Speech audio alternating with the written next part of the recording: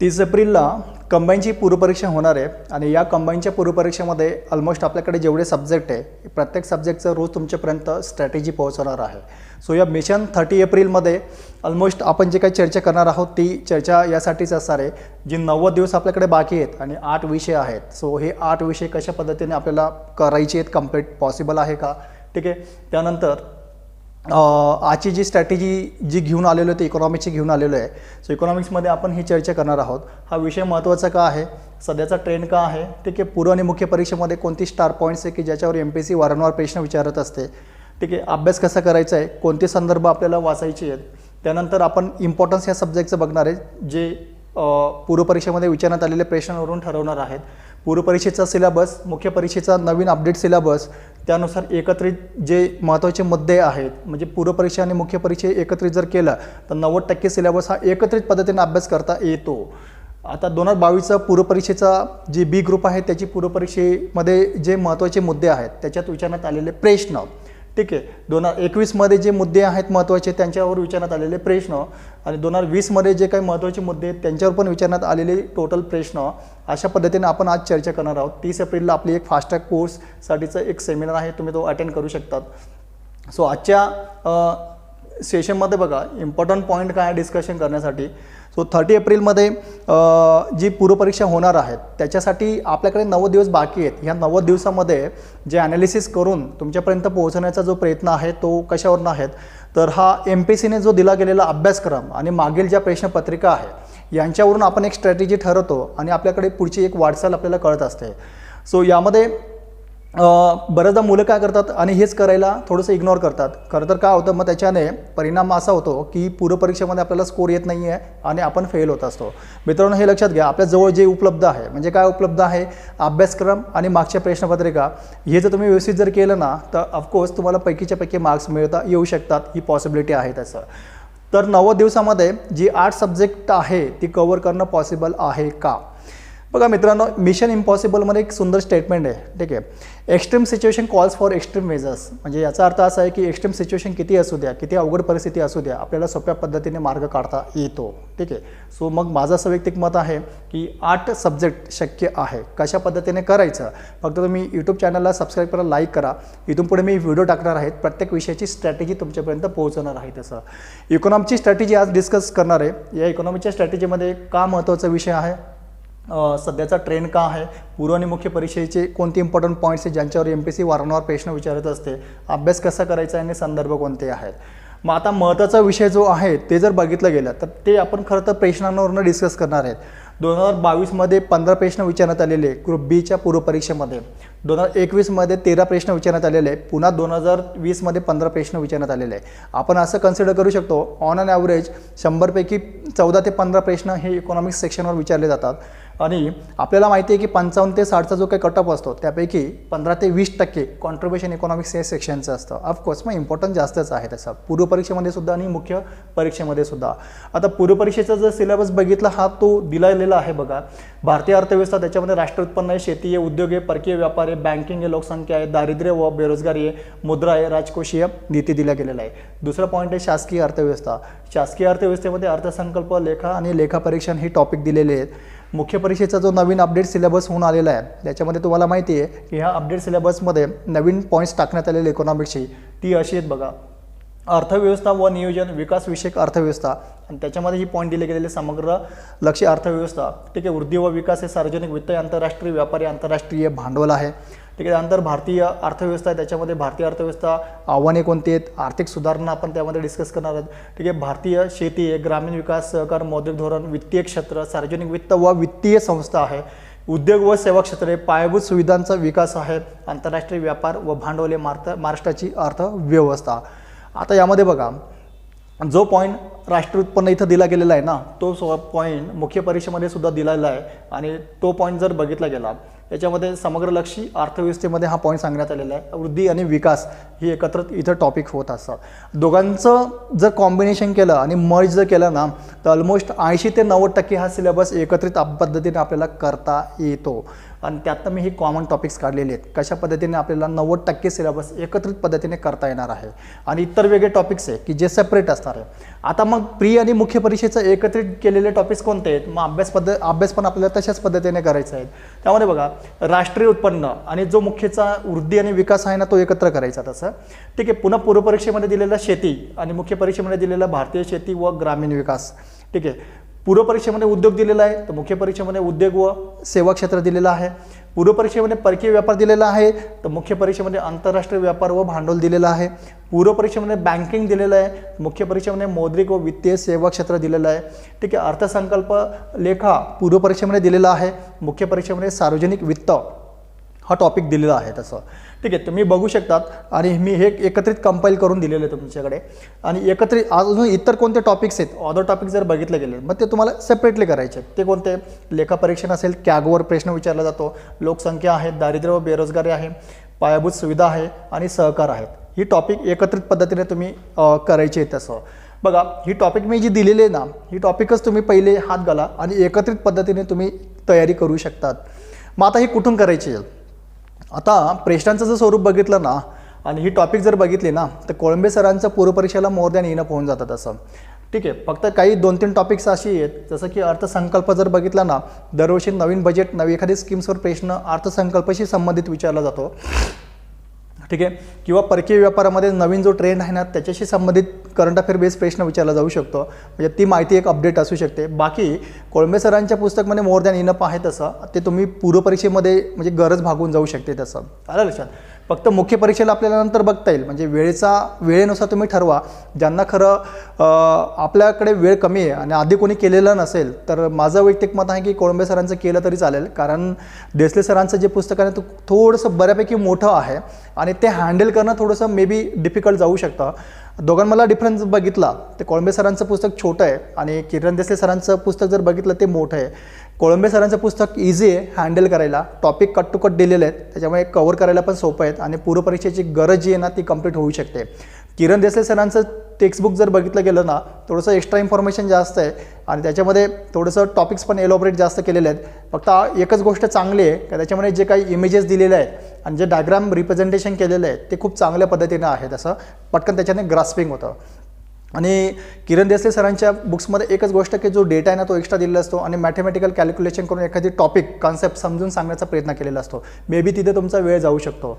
आलं लक्षात. मग पूर्वपरीक्षेमध्ये काही एवढं गरज नाही आहे कारण प्रश्नांचं स्वरूप जर बघितलं ना काही कॉन्सेप्च्युअल पण प्रश्न विचारले गेलेले आहेत, काही फॅक्च्युअल पण प्रश्न विचारले गेलेले आहेत, काही मल्टिपल स्टेटमेंट बेस्ड क्वेश्चन्स विचारले गेलेले आहेत. सो कॉन्सेप्ट जरी आहेत ना ते खूप सोपे आहे जे की कोळंबे सरांच्या पुस्तकमध्ये कम्प्लीट होऊन जाऊ शकतात. त्यामुळे किरण देसले सरांचं वेळ असेल आणि ज्याने आधी केलेलं असेल त्यांनी रिवाईज म्हणून करू शकतात. पण जे आता नवीन कोणी सुरुवात केलेली असेल ना तर त्याने कोळंबे सरांचं इनअप आहे तसं. ओके.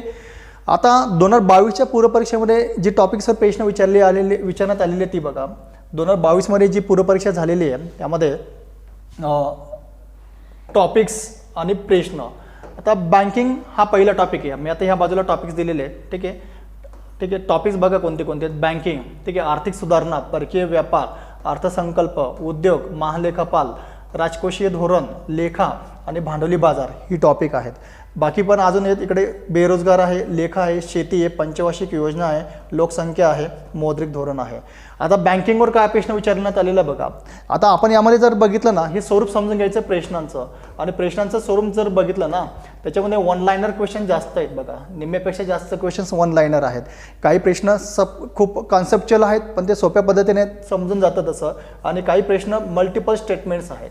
आलं लक्षात. म्हणजे निम्म्याच्या वर प्रश्न जर बघितलं वन लायनर आहेत, बाकी स्टेटमेंट मात्र मल्टिपल स्टेटमेंटमध्ये दिले गेलेलं आहेत. बँकिंगमध्ये बघा सर्वाधिक प्राथमिक कृषी पतसंस्था कोणत्या राज्यामध्ये, अगदी वन लायनर क्वेश्चन्स आहे. आर्थिक सुधारणा जी आहेत त्यांच्यावर प्रश्न विचारण्यात आलेला आहे. गुंतवणूक समिती जी ना ती स्थापन करण्यात आलेली ती 1993मध्ये ती कोणती होती तिचं नाव विचारलेलं होतं. पुढचं टॉपिक आहे परकीय व्यापार आणि याच्यावर प्रश्न जो विचारण्यात आलेला तो बघा. सर्वाधिक प्रत्यक्ष गुंतवणूक कोणत्या क्षेत्र विचारलेलं आहे म्हणजे वन लायनर क्वेश्चन्स आहे. अर्थसंकल्प आणि 2021-22चा जो अर्थसंकल्प त्याच्यावर प्रश्न विचारण्यात आलेला आहे आणि तो प्रश्न असा होता वायू प्रदूषण कमी करण्यासाठी अर्थसंकल्पीय तरतूद किती शहरांमध्ये करण्यात आलेली, किती शहर असं विचारलेलं होतं. खूप वन लायनर आहे, फॅक्च्युअल आहे. पुढचा टॉपिक आहे उद्योग. प्रश्न जोड्या लावामध्ये विचारण्यात आलेला होता आणि तो पण सोपा होता. पुढचा टॉपिक आहे महालेखापाल आणि प्रश्न विचारण्यात आलेला होता की महालेखापाल किती दिवसात टिप्पणी देऊ शकतात, किती दिवसात, वन लाईनर आहे बघा. राजकोषीय धोरणावर प्रश्न विचारण्यात आलेला पुढचा. FD म्हणजे फिस्कल डिफिसिट, ठीक आहे, व्याज भरणा यांच्यातील फरक, ठीक आहे, म्हणजे तुटीचा जो प्रकार आहे ना तो प्रश्न विचारण्यात आलेला होता. राजकोषीय धोरणावर प्रश्न आहे. लेखावर प्रश्न विचारण्यात आलेला की 7व्या वित्त आयोगाची शिफारस विचारण्यात आलेली आहे. आता जर बघितलं ना पुढे हे टॉपिक जे मी दिलेले आहेत ना हे टॉपिक वारंवार रिपीट होत आहेत बघा. पुढचं पण 2020चं आणि 21चं पण प्रश्न डिस्कस करणार आहेत ना, हे टॉपिक रिपीट होत आहेत. ओके. भांडवली बाजारावर प्रश्न विचारण्यात आलेला आहे. DICGC जी आहे ना त्याची दुरुस्ती जी काही करण्यात आली होती 2021मध्ये, जी नवीन तरतूद आहे ना ती विचारण्यात आलेली आहे. म्हणजे भांडवली बाजारमधलं इन्शुरन्स सेक्टर कंट्रोल करण्यासाठी जे DIGC आहे ना त्यांच्यावर प्रश्न विचारण्यात आलेला आहे तसं. सो टॉपिक बघा, बँकिंग आहे, आर्थिक सुधारणा आहे, परकीय व्यापारी, अर्थसंकल्प आहे, उद्योग आहे, महालेखापाल आहे, राजकोषीय धोरण आहे, लेखा आहे आणि भांडवली बाजार आहे. पुढचा टॉपिक आहे बेरोजगारी. पण प्रश्न कसा विचारण्यात आलेला आहे, रोजगार योजना कधी सुरू झालेल्या आहेत आणि अशा 3 योजना दिलेल्या होत्या आणि त्यांच्या वर्ष विचारण्यात आलेलं होतं. खूप सोपं आहे, मल्टिपल स्टेटमेंट बेस्ड क्वेश्चन्स आहे. पुढचा क्वेश्चन आहे पुन्हा लेखावर. वित्त आयोग NK सिंग समिती कशाशी संबंधित आहे, म्हणजे NK सिंग समिती कशाशी संबंधित आहे. ऑफकोर्स सोपा होता, वित्त आयोगाशी संबंधित होता. पुढचा टॉपिक आहे शेती. लहान जमीन धारकता होण्याची कारणं काय आहेत. आता आपल्याकडे माहिती आहे की प्रति व्यक्ती जर जमीन बघितली ना ओनरशिप ती फार कमी आहे, लँड होल्डिंग कॅपॅसिटी फार कमी आहे, त्याची कारणं विचारण्यात आलेली आहे. ओके. पंचवार्षिक योजनांवर प्रश्न विचारला गेलेला आहे. प्रकल्प कोणत्या योजनेत सुरू करण्यात आलेले आहे, म्हणजे पहिलं का दुसरी का 11वी का 12वी. आणि बेसिकली पंचवार्षिक योजनासुद्धा आहे ना, ठीक आहे, पहिली, दुसरी, तिसरी आणि 11वी व 12वी या पंचवार्षिक योजनांवर प्रश्न विचारण्यात आलेला आहे तसं. ओके. ठीक आहे. त्याच्यानंतर लोकसंख्येवर प्रश्न विचारण्यात आलेला आहे आणि लोकसंख्येचं जे 2000चं जे धोरण आहे ना त्यांच्यावर वारंवार प्रश्न विचारण्यात आलेला आहे. 2000चे लोकसंख्येचं जे धोरण आहे त्यांचं उद्दिष्ट विचारण्यात आलेलं आहे. मौद्रिक धोरणावर पुन्हा प्रश्न विचारण्यात आलेला बघा. जे मौद्रिक धोरणाची साधने कोणती आहेत, साधनांवर प्रश्न विचारला जातो. म्हणजे खूप बेसिक प्रश्न विचारण्यात आलेले आहे. खूप डिफिकल्ट सिच्युएशनमध्ये जाऊ नका तुम्ही. कॉन्सेप्च्युअली खूप बेसिक जे आहेत ना, फंडामेंटल आणि ज्या खूप मूलभूत जे टॉपिक आहेत ना ते टॉपिक जास्त करण्याचा प्रयत्न करा. आलं लक्षात. सो ही पुन्हा पुढचा टॉपिक जो आहे ना तो बघूया आपण. आता 2021मध्ये जे टॉपिक्स विचारण्यात आलेली आहे आणि त्यांच्यावर जे प्रश्न विचारण्यात आलेले ती आपण यामध्ये डिस्कस करूया. 2021मध्ये राष्ट्रीय उत्पन्नावर प्रश्न विचारण्यात आलेला होता. बँकावर प्रश्न विचारण्यात आलेला होता. शासकीय अर्थसंकल्पावर प्रश्न विचारण्यात आलेला होता. लोकसंख्येवर प्रश्न विचारण्यात आलेला होता. पुन्हा लोकसंख्येवर प्रश्न विचारण्यात आलेला होता. वित्तीय संस्थांवर प्रश्न विचारण्यात आलेला होता. शेतीवर, राजकोषीय धोरण, उद्योग, लोकसंख्या, अर्थसंकल्प 2020चा, पायाभूत सुविधा आणि आंतरराष्ट्रीय व्यापार. आलं लक्षात. इथं फक्त एकच आहे, जो अर्थसंकल्प आहे ना तो करंट बेसवर विचारण्यात आलेला आहे. म्हणजे दरवर्षी अर्थसंकल्प या टॉपिकवर करंट अफेअर बेस म्हणजे नवीन स्कीम्स पॉलिसी जी काही आलेली असेल ना ते विचारण्यात आलेली आहे, तसं लक्षात ठेवा. बाकीचे बेसिक टॉपिक आहेत आणि जे की सरांच्या बुकमध्ये ते कव्हर होऊन जातो तसं. तर राष्ट्रीय उत्पन्न हा जो टॉपिक आहे त्याच्यावर का प्रश्न विचारण्यात आलेला होता. राष्ट्रीय उत्पन्न मोजण्याची जी समिती ना ती कधी स्थापन झालेली आहे, त्याचे सदस्य कोण होते वगैरे. बँकिंग दुसरा टॉपिक आहे. ग्रामीण भागामध्ये कर्ज पुरवठा करणारी शिखर संस्था कोणती, आणि एकदम बेसिक आहे, तुम्हाला माहितीच आहे तसं. शासकीय अर्थसंकल्पावर प्रश्न विचारण्यात आलेला आहे. अर्थसंकल्पामधला सर्वात मोठा स्रोत कोणता आहे उत्पन्नाचा तो विचारण्यात आलेला आहे. लोकसंख्येची घनता विचारण्यात आलेली आहे बघा लोकसंख्या टॉपिकवर. पुन्हा लोकसंख्या टॉपिकवर गुणात्मक वैशिष्ट्य विचारण्यात आलेले आहे. हा मल्टिपल स्टेटमेंट बेस्ड क्वेश्चन्स होता त्याच्यावर. वित्तीय संस्थांवर प्रश्न विचारण्यात आलेला आहे. नफा मिळवून देणारी वित्तीय संस्था कोणती, भांडवली बाजारातल्या ज्या वित्तीय संस्था आहेत ना त्यांच्यावर विचारण्यात आलेला होता तसं. ओके. शेतीवर प्रश्न विचारण्यात आलेला आहे. उत्पादकता कशावर अवलंबून असते, म्हणजे 2 बाबी दिलेला होता त्यांच्यावर तो प्रश्न विचारण्यात आलेला होता.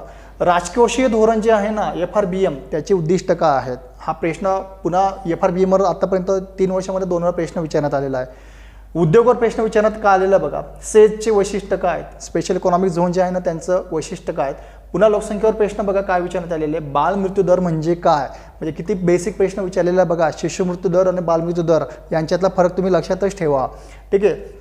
अर्थसंकल्प 2020चा करपात्र उत्पन्नासाठी आयकर किती आहे, आलं लक्षात. हा प्रश्न विचारण्यात आलेला होता. पायाभूत सुविधांवर प्रश्न विचारण्यात आलेला होता की इलेक्ट्रिसिटी जे आहे ना त्यांच्या संदर्भामध्ये कंपॅरेटिव्ह बेस्ड क्वेश्चन विचारण्यात आलं होतं की भारतामध्ये सर्वाधिक दर आहे किंवा जगामध्ये जागतिक किमतीच्या कमीत कमी किमती भारतामध्ये आहे अशी स्टेटमेंट विचारण्यात आलेली होती. आंतरराष्ट्रीय व्यापारवर प्रश्न विचारण्यात आलेला होता की जे व्यापारातून आणि व्यापार तूट आणि व्यापार शेष यांच्यातील फरक काय, आणि हा कन्सेप्च्युअल बेस्ड प्रश्न होता. आलं लक्षात, संकल्पनांवर आधारित प्रश्न होता. बाकी ऑलमोस्ट सगळे जर बघितले गेले ना वन लायनर क्वेश्चन्स होते. म्हणजे इथं आपण असं म्हणू शकतो वन लायनर क्वेश्चन जे आहेत ना ते 7 ते 8 क्वेश्चन्स विचारण्यात आलेली आहे. मल्टिपल स्टेटमेंट बेस्ड क्वेश्चन जे आहेत ना 5-6 क्वेश्चन विचारण्यात आलेले आहे. आणि कॉन्सेप्च्युअल आपल्याला माहिती आहे की 3 ते 4-5 क्वेश्चन्स असे विचारण्यात आलेले, म्हणजे ऑलमोस्ट निम्मे क्वेश्चन्स आणि प्रत्येक टॉपिकवर विचारण्याचा प्रयत्न केलेला आहे. बघा प्रत्येक टॉपिकवर मग आपण 2022ची पण पूर्वपरीक्षेचं बघितलं, 2021चं पण बघतोय, प्रत्येक टॉपिकवर त्यांनी विचारण्याचा प्रयत्न केलेला आहे. म्हणून टॉपिक इग्नोर करू नका, पण प्रत्येक टॉपिकचा बेसिक गोष्टी कव्हर करा, मायक्रो डिफरन्सेस क्लिअर करा तसं. ओके, पुढचा टॉपिक आहे 2020चं, इथे 21 झालेले पण 2020ची प्रश्नपत्रिकांचं विश्लेषण आपण बघतो. यामध्ये 2020च्या प्रश्नपत्रिकांमध्ये 2020च्या प्रश्नपत्रिकेमध्ये बघा टॉपिक दिले गेलेले शेती आहे, बेरोजगारी आहे, सार्वजनिक वित्त आहे, लेखा, उद्योग, राष्ट्रीय उत्पन्न, दारिद्र्य, लोकसंख्या, आंतरराष्ट्रीय संस्था, पंचवार्षिक योजना, परकीय व्यापार, अर्थसंकल्प, बँक, दारिद्र्य, पुन्हा दारिद्र्य. म्हणजे इथे काही 2-3 टॉपिक रिपीट झालेले आहेत. मागच्या वेळेला पण लोकसंख्येवर 2021मध्ये 3 प्रश्न विचारण्यात आलेले होते. इथं सुद्धा आहे ना 1-2 दारिद्र्यावर जसे 2 प्रश्न विचारण्यात आलेले आहे. ओके, आणि एकदम बेसिक प्रश्न विचारण्यात आलेले. बघा शेतीच्या संदर्भामध्ये काय प्रश्न होता, हरित क्रांतीचे ना त्यांच्या कोणत्या पिकाचे उत्पादनामध्ये वाढ झालेली होती. खूप सोपा प्रश्न होता बघा शेतीवर. बेरोजगारीमध्ये ही नरेगा जी आहे ना ती कधी सुरू झालेली आहे, तिची उद्दिष्ट काय होती यावर प्रश्न विचारण्यात आलेला होता. पुढचा सार्वजनिक वित्तावर काय प्रश्न विचारण्यात आलेला होता. बघा केंद्र सरकारची देयता कोणती आहे, लायबिलिटी कोणती आहे असा प्रश्न विचारण्यात आलेला होता. लेखावर प्रश्न विचारण्यात आलेला होता की कोणत्या वित्त आयोगाने FRBMला पर्याय सुचवलेला होता. बघा लेखावर नेहमी विचारण्यात आलेला आहे वित्त आयोग जे आहे ना यांच्यावर प्रश्न विचारण्यात आलेला आहे. आणि तुमच्या माहितीसाठी सांगतो 14, 15 ठीक आहे, हे वित्त आयोग करूनच ठेवा, यांच्यावर प्रश्न विचारले गेलेले आहेत 14 आणि 15च्या वित्त आयोगावर. ओके, देन उद्योगावर काय प्रश्न विचारण्यात आलेला आहे. बघा की सर्वाधिक उत्पादक देश म्हणून कोणते उत्पादन जे आहे ना, एक उत्पादन दिलेलं होतं की सर्वाधिक उत्पादक देश म्हणून ओळखलं जातं असं एक स्टेटमेंट होतं. राष्ट्र उत्पन्नामध्ये काय प्रश्न विचारण्यात आलेला बघा, तुलनात्मक प्रश्न होता. म्हणजे 1950 पासून ते 2013 पर्यंत द्वितीय क्षेत्राचा हिस्सा किती टक्के होता असं विचारण्यात आलेलं होतं. वन लायनर क्वेश्चन्स होता. पुन्हा दारिद्र्य प्रश्न काय विचारण्यात आलेला बघा, तेंडुलकर समितीनुसार भारतातील प्रमाण किती आहे बघा, दारिद्र्याचं प्रमाण विचारण्यात आलेलं होतं. लोकसंख्येवर प्रश्न विचारण्यात आलेला बघा, पुन्हा 2000ची उद्दिष्टे. हा बघा तिसऱ्यांदा प्रश्न आलेला आहे की लोकसंख्येवर 2000ची उद्दिष्टे विचारण्यात आलेले बघा. 2000ची लोकसंख्येची जे धोरण आहे ना त्याची तरतुदी खूप महत्त्वाच्या आहेत. ठीक आहे, पुढचा टॉपिक आहे आंतरराष्ट्रीय संस्था, WTOचे तत्व कोणते आहेत ना ते विचारण्यात आलेलं आहे. म्हणजे खूप बेसिक प्रश्न आहे बघा. पुन्हा आहे पंचवार्षिक योजनेवर काय विचारण्यात आलेलं आहे. म्हणजे 11 आणि 12वी पंचवार्षिक योजना आहे ना त्यांच्यातल्या स्कीम, म्हणजे कोणत्या स्कीममध्ये, जसं की 11व्या पंचवार्षिकमध्ये ही स्कीम सुरू झाली, 12व्या पंचवार्षिक योजनेमध्ये ही स्कीम सुरू झाली, अशी विधाने दिलेली होती. परकीय व्यापारामध्ये काय प्रश्न विचारण्यात आलेलं बघा, सर्वाधिक निर्यात कोणत्या घटकांचा होता असं विचारण्यात आलेलं होतं. पुढचा प्रश्न आहे अर्थसंकल्प, भारत निर्माणचा भाग कोणता नाही आहे. म्हणजे 2020ची जी पूर्वपरीक्षा होती ना, म्हणजे 2020 आणि 21च्या अर्थसंकल्पामध्ये भारत निर्माण ही जी काही योजना चालू झालेली होती त्यांचा भागावर प्रश्न विचारण्यात आलेला. म्हणजे बघा अर्थसंकल्प ह्या टॉपिकवर करंट अफेअरवर प्रश्न विचारले जातात. चालू आताचे जे अर्थसंकल्प आहे तुम्हाला ते करावंच लागणार आहे. म्हणजे आता 30 एप्रिलला जे काही पूर्वपरीक्षा होणार आहे त्याच्यासाठीचा जो काही अर्थसंकल्प आहे तो करून ठेवायचा. मग हा अर्थसंकल्प कोणता, तो जर बघितला ना 2023 आणि 24चा अर्थसंकल्प, त्यातल्या नवीन योजना कोणत्या आहेत ना त्यावर लक्ष ठेवा. मग त्याच्यासाठी पूर्ण अर्थसंकल्प बजेट वाचण्याची गरज नाही आहे. एक तर तुमचं न्यूजपेपरमध्ये पण एखादी फॅक्ट्स येऊन जाते, तेही केलं तरी चालतं, किंवा तुमच्याकडे मॅगझिन्स वगैरे जे येतील ना त्यामध्ये पण तुम्ही कव्हर करू शकता. तसं आलं लक्षात. पुढे विचारण्यात आलेलं बघा परकीय व्यापारावर बँकेवर विचारण्यात आलेलं बघा, पेमेंट बँकची वैशिष्ट्य विचारण्यात आलेले आहे. अलीकडे बँकेचे प्रश्न पण चेंज झालेले बरं का. अग्रणी बँक असेल, ठीक आहे, जसं की प्रायव्हेट लेंडिंग सेक्टरमधले जे बँक असेल, पेमेंट बँक असेल, स्मॉल बँक असेल, यांच्यावर प्रश्न जास्त विचारले जातात. ब्लॉकचेन असेल, क्रिप्टोकरन्सी आहे, हे काम